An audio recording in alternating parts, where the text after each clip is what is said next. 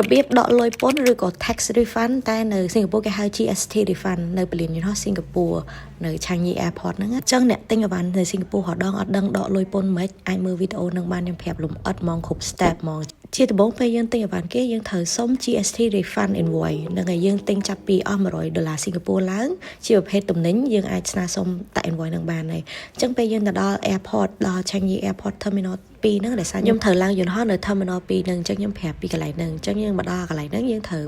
មើលស្ដាំដៃទៅគេមានដាក់ GST refund នេះយើងដើរមករកកន្លែងហ្នឹងនៅចុងគេអស់នៅស្ដាំដៃ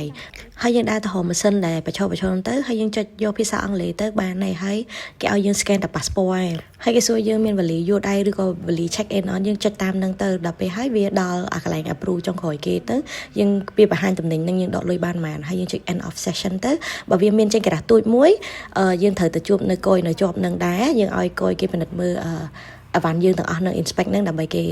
បញ្ជាក់បោះត្រាំម្ដងទៀតតែបើអត់មានទេយើងអាចចូលទៅខាងក្នុងដកលុយហ្មងអញ្ចឹងយើងពេលយើង scan អីហើយអស់យើងចូលទៅវាយ passport អីហើយយើងទៅដល់នៅមុខហ្នឹងគេដាក់ហ្មងរកអាកន្លែង GST refund យើងដើរទៅរកនឹងដកលុយដើម្បីដកលុយព្រោះយើងវាយនៅខាងមុខយើងមកដកលុយនៅពេលយើងបន្ទាប់ពីវាយ passport ហើយអញ្ចឹងយើងរកនៅកន្លែង custom ហ្នឹងទៅមានខាងឆ្វេងដៃគេមានដាក់ cash refund ហ្នឹងហើយអញ្ចឹងតែប៉ុណ្្នឹងហើយយើងបានលុយហើយទៅដល់ហ្នឹងវីដេអូនេះមានប៉ុណ្្នឹង